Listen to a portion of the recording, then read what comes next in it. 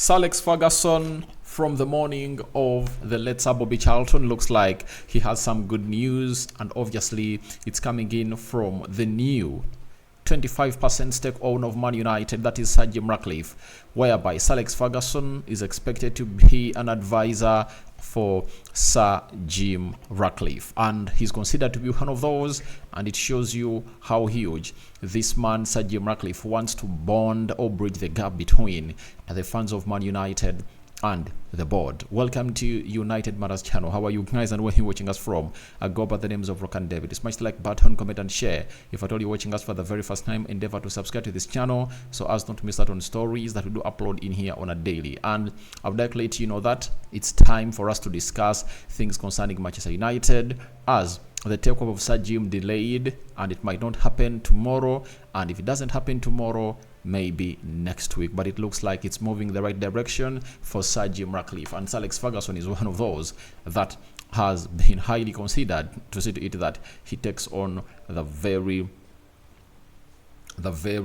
huge role at the club of Manchester United, and he has all what it takes. Now, we thank God for the gift of life. The Muslim is Barakallahu Fikum. Rokan David is my name, and hope you guys are really having a fantastic stay where you are. Now, let's start it off with a man called Matt Law, credible journalist working in for the Daily Telegraph, and Tom Morgan. They've gone ahead to confirm to us that Sir Jim Ratcliffe is expected to lean on Sir Alex Ferguson for advice and guidance over some matters that could include helping to choose a new director of football, with John Matta's position believed to be vulnerable. Now, I've just gone ahead to obviously do a live video about how the position of John Matta is obviously vulnerable. It's vulnerable, and it's in a state that cannot obviously go ahead and really repair the ruptures, because when you look at the huge losses that the club of Manchester United is going to have to make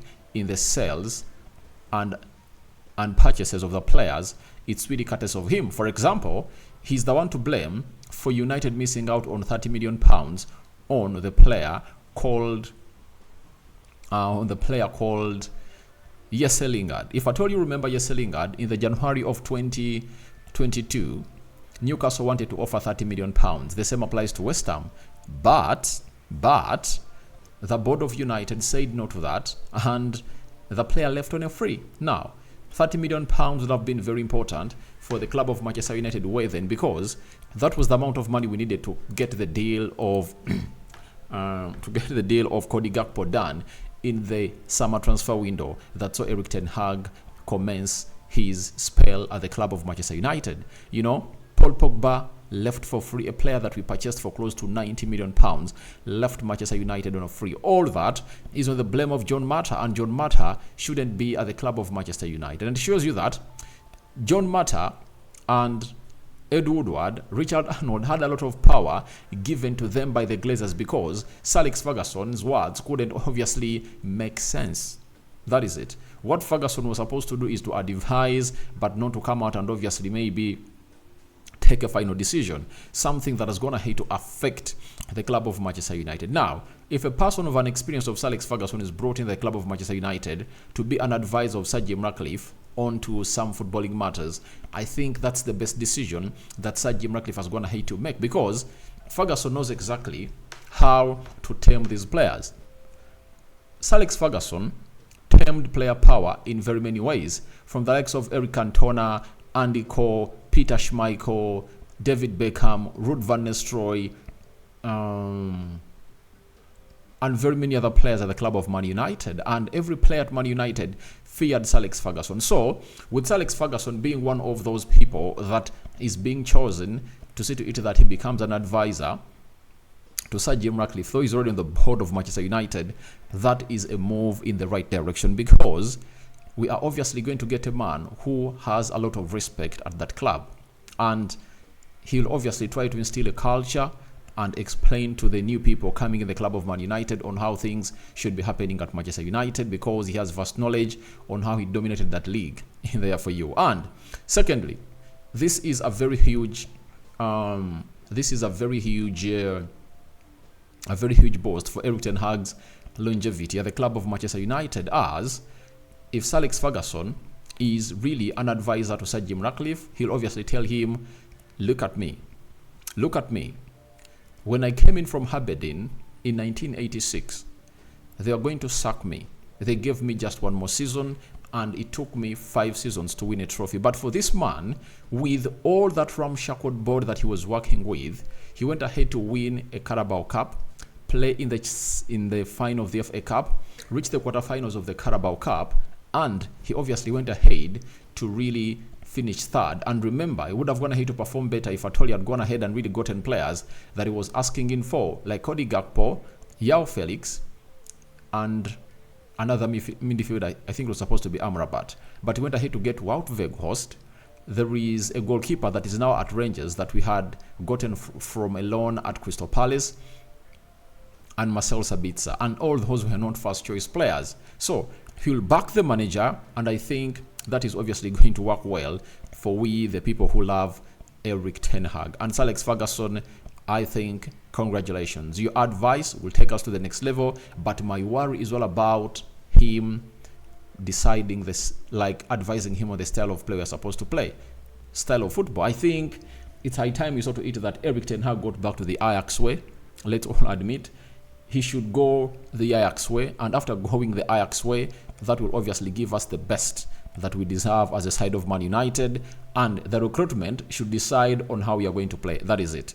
And I just can't wait to see to it that Sir Alex Ferguson makes some advice to him. If at all is an advisor for Sir Jim, I think we'll obviously leave and move forward. Now, this is where I really not okay with him, that while Friedman is thought to be admired by Sir Alex Ferguson, it is understood that Atalanta's Lee Congetton, former AC Milan pair Paul Maldini and Rizky Massara, and Atletico Madrid's Andrea Beta are also under consideration. Now, I really understand that we are so much into rebuilding this club, but let's go in for reputable people. If you talk about Paolo Maldini and Rizky Massara, I think they obviously had to revive the project of AC Milan, and AC Milan really had to compete again, and they qualified. They started to play, they returned to the Champions League football after a decade. You know, they had last played in the Champions League in 2013. They had gone ahead to deteriorate as a team, but this pair went ahead to obviously take them to where they have to be.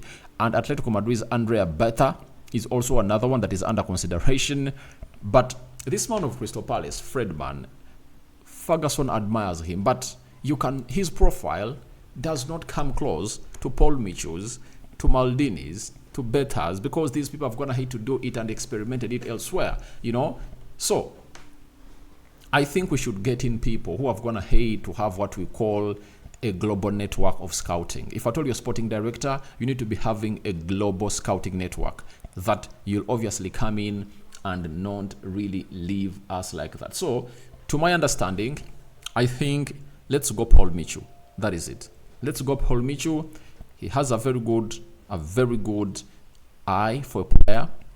He knows how to negotiate these deals, and you're not going to see to it that you're going to be ransomed. You know, how could we get Mason Mount, a player who was left with just 1 year on his contract, at £60 million? That is out. And that's Joe Mata coming out and really hailing himself, putting out a story that he did a very good job, because they're obviously offering £55 million and Chelsea had gone ahead to reject it, but went ahead and really put in add-ons that are going to be hard for Mason Mount to fulfill at Man United. Then, why are you signing a player whom you think is not going to fulfill the add-on clauses at the club of Man United? Because those clauses will include him playing a certain number of games in the Premier League, scoring a certain number of goals, winning the Premier League or Champions League, and then maybe scoring a certain number of goals. That is it. So those are supposed to be the bare minimum. And he came out and obviously put out stories through the correspondents of Man United that we are hailing him. That is really bad. We need people who can really negotiate these deals, get in players, and offer options. Like, I tell you, I would have gone ahead to get £60 million that brought in Mason Mount and brought in Ebelechi Eze. That is it. Ebelechi Eze is a better player than Mason Mount. That is it.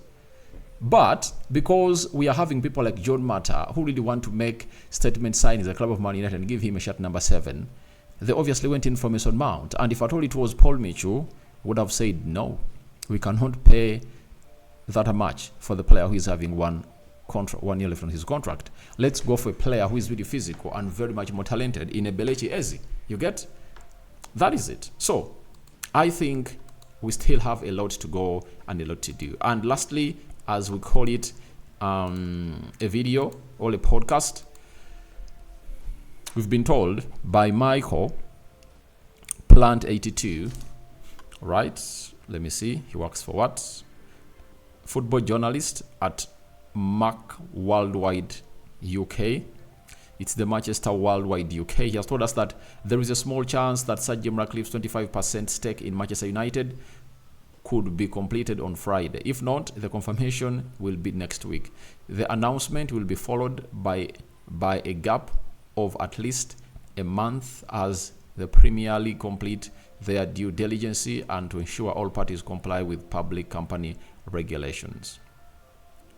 So the announcement will be followed by a gap of at least a month as the Premier League complete. Right. So when you look at this announcement to be done by Man United, it looks like Sir Jim Ratcliffe wants to really make his stand, all big stands at Man United in this January transfer window. And I'm going to bring you that story where he wants to back Erik ten Hag and what conditions they've gone ahead to set to back Erik ten Hag. So to me, all I want is, let us get the deadwood out of the club of Man United. That is it. After getting the deadwood out of the club of Man United, the rest can move on, because there is no way you're going to obviously have an Erik ten Hag who is really a very good manager, and he is obviously having bosses that are really ill when it comes to doing their job. If you're substandard, there is no way you're going to work with a manager who is really at a world-class standard. That is it. So he's trying to factor out results left, right, and center, and we should obviously give him a benefit of doubt that this works out. So guys, thank you very much for watching through. Tell me your thoughts about Sir Alex Ferguson. You know, Sir Alex Ferguson being considered to be the advisor of Sir Jim Ratcliffe. You get? What do you make about it? And the delayed takeover of Man United. And who do you think should be the sporting director of Manchester United? Because a list has been put out. Paul Mitchell is under consideration. There is Fredman, who works at Crystal Palace. There is Lee Congeton, who works at Atalanta. Remember, at Atalanta, that's where we got Rasmus Højlund, meaning that he has a very good eye for good players. Because if at all he went ahead and went in Australia to sign this young man and brought him at Atalanta, and later he was worth a £70 million player, then that means he has a very good eye for players. Then the pair of Paul Maldini and Ricky Massara working in at AC Milan, they got back into the Champions League after a decade of not playing the Champions League, and they even lifted the trophy after a very long period of time. And Atletico Madrid's Andrea Bata. So those are the 5 names that are really up for consideration.